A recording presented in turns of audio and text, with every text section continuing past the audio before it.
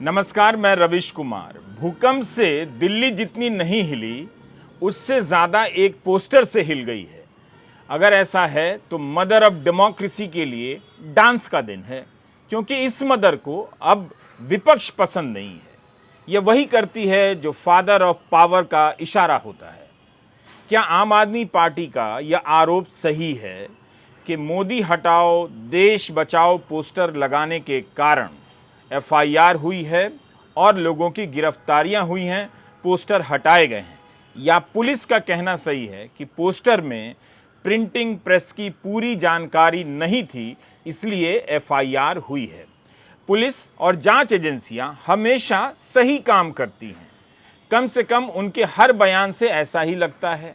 कहीं ऐसा तो नहीं कि जिस तरह से जांच एजेंसियों को केवल विपक्ष के नेता दिखाई देते हैं, उसी तरह से पुलिस को भी अब विपक्षी दलों के पोस्टर नजर आने लगे हैं। दिल्ली में इस तरह से पोस्टर देखकर कोई घबरा गया या किसी को घबराहट में कानून याद आ गया? 2024 के चुनाव को अभी से जीत लेने का दावा करने वाली बीजेपी इस पोस्टर से क्या घबरा सकती है? जिस पार्टी के नेता 400 सीटें आने का दावा कर रहे हों, उस पार्टी को मोदी हटाओ देश बचाओ वाले इस पोस्टर से फर्क नहीं पड़ना चाहिए। एक सवाल तो है कि इन पोस्टरों को इतनी गंभीरता से क्यों लिया गया? क्या ध्यान भटकाने के लिए?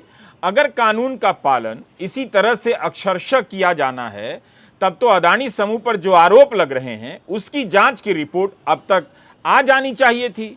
इंडियन एक्सप्रेस की इस रिपोर्ट का क्या हुआ, जिसमें बताया गया कि रक्षा उत्पादन से जुड़ी एक कंपनी में मॉरिशस की कंपनी का निवेश है और उसका लाभ किसके पास जाएगा पता नहीं है। क्या अब विपक्ष के आरोपों को मान लिया जाए कि इन सवालों से भटकाने के लिए पोस्टर उतारे जा रहे हैं, या यह कह दिया जाएगा कि देश बचाना है इसलिए मोदी हटाने के पोस्टर को हटाना है? इस पोस्टर में ऐसा क्या है कि दिल्ली पुलिस इतनी सक्रिय हो गई और 100 से अधिक एफआईआर? वायर ने लिखा है कि 2000 से अधिक पोस्टर हटाए गए हैं, अन्य 2000 जब्त किए गए हैं। 2 प्रिंटिंग प्रेस को 50,000 पोस्टर छापने के ऑर्डर दिए गए थे। इस मामले में कई लोगों को गिरफ्तार किया गया है, जिसमें 2 प्रिंटिंग प्रेस के मालिक भी हैं। मोदी हटाओ और देश बचाओ इस तरह के नारे तो आए दिन लगते रहते हैं, हर दल के खिलाफ लगते हैं। केजरीवाल हटाओ दिल्ली बचाओ या कांग्रेस हटाओ देश बचाओ। हैरानी तो ये होती है कि गोदी मीडिया इस समाचार में आपत्तिजनक शब्द जोड़ता है कि आपत्तिजनक पोस्टर लगाए जाने के कारण इतने लोगों की गिरफ्तारी हुई है। मोदी हटाओ देश बचाओ का पोस्टर लगाने से किसी को आपत्ति हो सकती है, बीजेपी को आपत्ति हो सकती है, मगर ऐसे पोस्टर में आपत्तिजनक क्या है? सिर्फ 2 पंक्तियां लिखी हुई हैं, ना तो कोई तस्वीर है, ना कोई भद्दी तस्वीर है, ना ही अश्लीलता का नजारा उसमें मिलता है, केवल 2 पंक्तियां हैं। इस तरह के पोस्टर से आपत्ति हो सकती है, मगर इस तरह के पोस्टर में आपत्तिजनक क्या है? क्या मीडिया कभी इस बात को जनता के सामने रखेगा? आम आदमी पार्टी और उसके समर्थक ट्विटर पर इस पोस्टर को फैलाने में लग गए। हर दूसरे की टाइमलाइन पर लाल रंग का पोस्टर दिख रहा है, जिस पर मोदी हटाओ देश बचाओ लिखा है। बीजेपी को आज कांग्रेस मुक्त भारत, कांग्रेस हटाओ देश बचाओ का नारा याद दिलाया जा रहा है। आम आदमी पार्टी ने ट्विटर पर पार्टी के हैंडल से एक वीडियो ट्वीट किया। इसमें पोस्टर को देखा जा सकता है। लिखा है, खुद को 56 इंच बताने वाला 56 इंच के पोस्टर से डर गया। हैशटैग मोदी हटाओ देश बचाओ आपने ट्वीट भी किया है। मोदी सरकार की तानाशाही चरम पर है। इस पोस्टर में ऐसा क्या आपत्तिजनक है जो इसे लगाने पर मोदी जी ने 100 एफआईआर कर दी? पीएम मोदी, आपको शायद पता नहीं, पर भारत एक लोकतांत्रिक देश है। एक पोस्टर से इतना डर क्यों? आरजेडी के ट्विटर हैंडल ने ट्वीट किया है, देश बचाओ मोडानी हटाओ। मोदी और अदानी को मिलाकर मोडानी लिखा जा रहा है। दिल्ली पुलिस के स्पेशल सीपी ने मीडिया से कहा है कि इन पोस्टर में प्रिंटिंग डिटेल्स नहीं है। नवभारत टाइम्स ने लिखा है कि प्रिंटिंग प्रेस एक्ट और प्रॉपर्टी एक्ट के तहत एफआईआर दर्ज हुई है। आम आदमी पार्टी के दफ्तर से निकली गाड़ी से कई ऐसे पोस्टर बरामद किए गए हैं, लेकिन यही पोस्टर अब आप नेता ट्विटर पर भी डाल रहे हैं। संजय सिंह ने इससे ट्वीट किया है, क्या सांसद को भी गिरफ्तार किया जाएगा, या हमें यह जानना बाकी है कि प्रिंटिंग प्रेस एक्ट ट्विटर पर कब लागू होगा। ट्विटर पर यह पोस्टर भर दिया गया है और गोदी मीडिया से सवाल हो रहा है कि इस पोस्टर में ऐसा क्या है, बताया जाए। इस पोस्टर ने दिल्ली में हंगामा खड़ा कर दिया है। यहां तक कि आम आदमी पार्टी से निकाल दिए गए मशहूर वकील प्रशांत भूषण ने भी पोस्टर हटाए जाने और एफआईआर के खिलाफ एक ट्वीट किया है। वे आलोचना कर रहे हैं। उन्होंने इंडियन एक्सप्रेस की एक रिपोर्ट को ट्वीट करते हुए लिखा है कि दिल्ली पुलिस ने 4 लोगों को गिरफ्तार किया और 44 एफआईआर की है। कुछ पोस्टर में मोदी हटाओ देश बचाओ लिखा गया है। दिल्ली के कई इलाकों में यह पोस्टर लगाया गया है, #मदर ऑफ डेमोक्रेसी, #फासिस्ट। अब तो 100 से अधिक एफआईआर हो गई है। 21 तारीख की रात दिल्ली में भयंकर भूकंप के झटके आए। कायदे से आज भूकंप की स्थिति में बचाव की तैयारियों पर बात होनी चाहिए थी। इसका विश्लेषण किया जाना चाहिए था कि दिल्ली और आसपास के इलाके में कितनी ऐसी बहुमंजिला इमारतें हैं जिन्हें भूकंप रोधी नहीं बनाया जा सका है। लेकिन इसकी जगह इस तरह से कार्रवाई होती है कि सारी बहस कभी ईडी की जांच तो कभी पोस्टर उखाड़े जाने और गिरफ्तार करने की राजनीति में उलझ जाती है। मदर ऑफ डेमोक्रेसी के नाम पर फादर ऑफ पावर ने कुछ ज्यादा तो नहीं कर दिया है, लेकिन फादर ऑफ पावर हैं कौन? नाम मत लीजिएगा वरना पता चला कि आप जेल भेज दिए गए हैं। अगर देश के प्रधानमंत्री को लगता है कि अगर कोई आवाज न उठे इसलिए विपक्ष की आवाज को ही खत्म कर दो, पूरे देश के अंदर चौतरफा हर तरह से लोकतांत्रिक आवाज के दमन की प्रक्रिया चल रही है। ऐसे में एक 100 बार नहीं 1000 एफआईआर आप करवा लीजिए। कल से जंतर मंतर पे मोदी हटाओ देश बचाओ का नारा गूंजेगा और ये पूरे देश में जाएगा।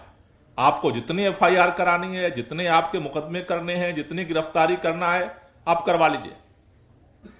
लेकिन अब देश आपकी तानाशाही को बर्दाश्त करने को तैयार नहीं है। अब सारी हदें पार हो चुकी हैं। अब कोई उम्मीद नहीं बची है कि आप सुधार करेंगे। कांग्रेस भी इस पोस्टर युद्ध में कूद गई है।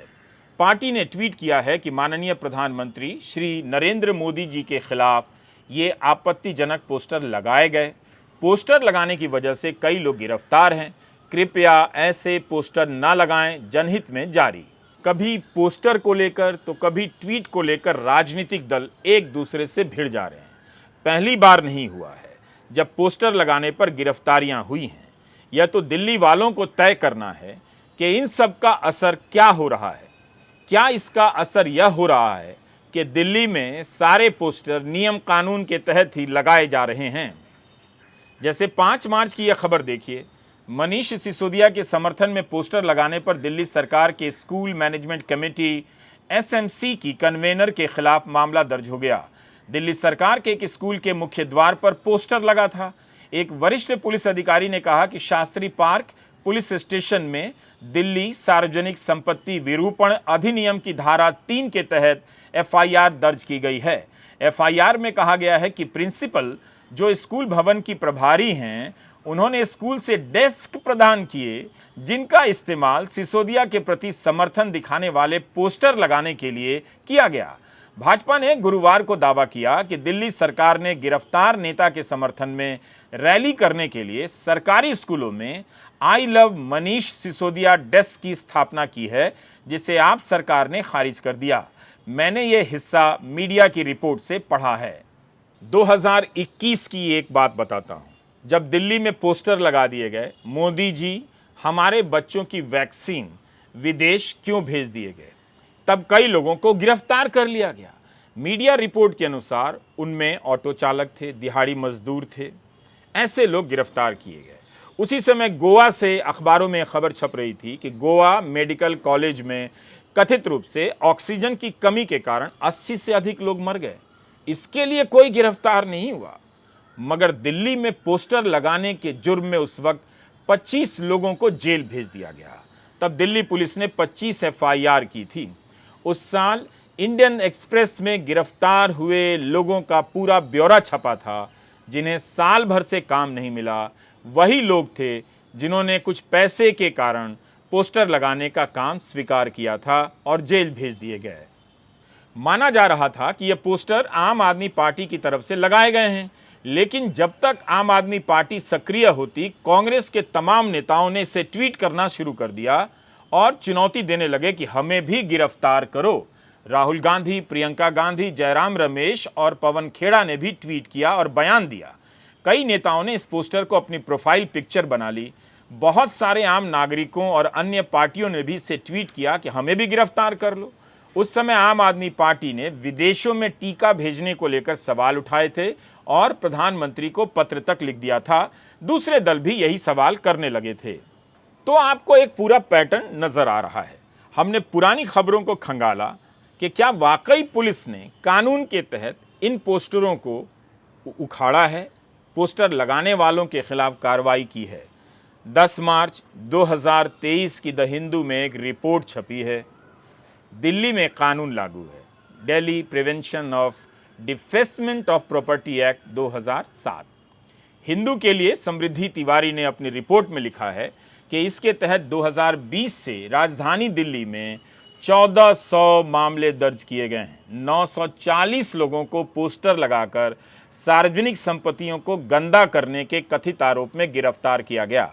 2020 में 583 ऐसे केस दर्ज हुए, 477 लोग गिरफ्तार हुए, जबकि 2021 में 87 मामले दर्ज हुए और 60 लोग गिरफ्तार हुए। 2022 में 798 मामले दर्ज हुए, 392 लोग गिरफ्तार हुए और इस साल फरवरी तक 10 ऐसे मामले दर्ज हो चुके हैं और 11 लोगों को गिरफ्तार किया जा चुका है। इस मामले में 50,000 का जुर्माना और 1 साल तक की जेल की सजा का प्रावधान है। जब आप आज की खबरों को पीछे की खबरों से मिलाकर देखेंगे तब पैटर्न आपको समझ में आ जाएगा कि जब आप नहीं देख रहे थे तो क्या कुछ हो गया और जब आप अब भी नहीं देख रहे हैं तो क्या कुछ होता जा रहा है। तो दिल्ली पुलिस पोस्टर लगाने के मामले में केस दर्ज करती रहती है और गिरफ्तार भी करती रहती है। अब यह देखना होगा कि ये पोस्टर क्या थे। जिसकी रिपोर्ट हिंदू अखबार में छपी है उसकी बात कर रहा हूं। किसने बनाए थे, उन पोस्टर में किसकी आलोचना की गई थी, क्या विरोधी दल के लोग ज्यादातर गिरफ्तार हुए या बीजेपी के नेताओं के खिलाफ भी पोस्टर लगाने को लेकर कार्रवाई हुई थी। दिल्ली पुलिस को इस मामले में विस्तार से जानकारी देनी चाहिए। आंकड़ों से इस तरह के बारीक डिटेल का पता नहीं चलता है। दिल्ली में होली, दिवाली से लेकर तमाम पर्वों पर पोस्टर दिख जाते हैं। हर दल के ही होते हैं, लेकिन क्या बीजेपी के नेताओं के पोस्टर नियमों के अनुसार लगाए जाते हैं?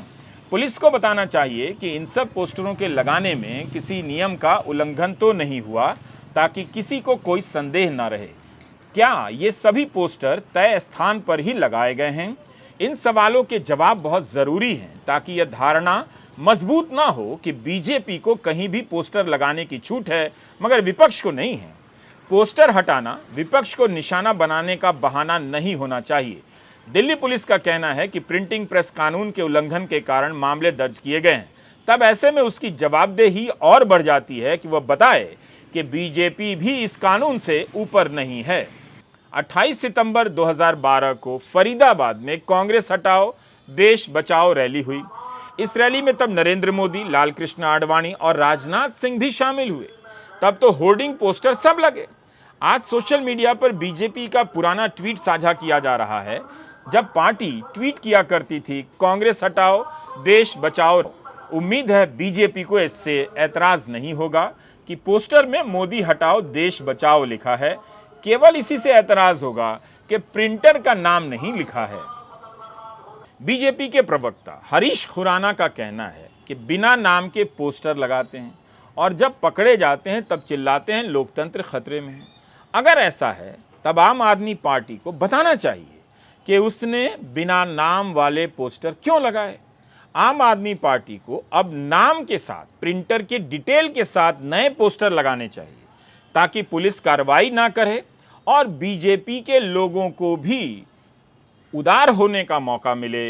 मोदी हटाओ देश बचाओ टाइप के पोस्टर को स्वीकार करने का मौका मिले और नजरअंदाज करने का मौका मिले। भाजपा दिल्ली प्रवक्ता हरीश खुराना ने भी ऐसा करने की चुनौती दी है। अगर हिम्मत है ना तो पोस्टर में अपना नाम लिखो और बताओ जनता को कि आम आदमी पार्टी पोस्टर लगा रही है और नरेंद्र मोदी को गाली दे रही है। क्योंकि आपको मालूम है अगर आप मोदी जी को गाली देंगे तो आप जनता इसको बर्दाश्त नहीं करेगी, इसलिए आपने नाम ही नहीं डाला। हिम्मत है, नाम डालिए, और कानून अपना काम कर रहा है उसको करने दीजिए, बेचारा पॉलिटिक्स करने की कोशिश मत कीजिए। दिल्ली पुलिस की इस तत्परता को लेकर कुछ सवाल पूछे जा सकते हैं। जनवरी 2020 में जेएनयू के साबरमती हॉस्टल में गुंडे घुस आए, मारपीट करने लगे, लड़कियों को मारा। इस मामले में जिनके नाम आए, जिनकी तस्वीरें छपी,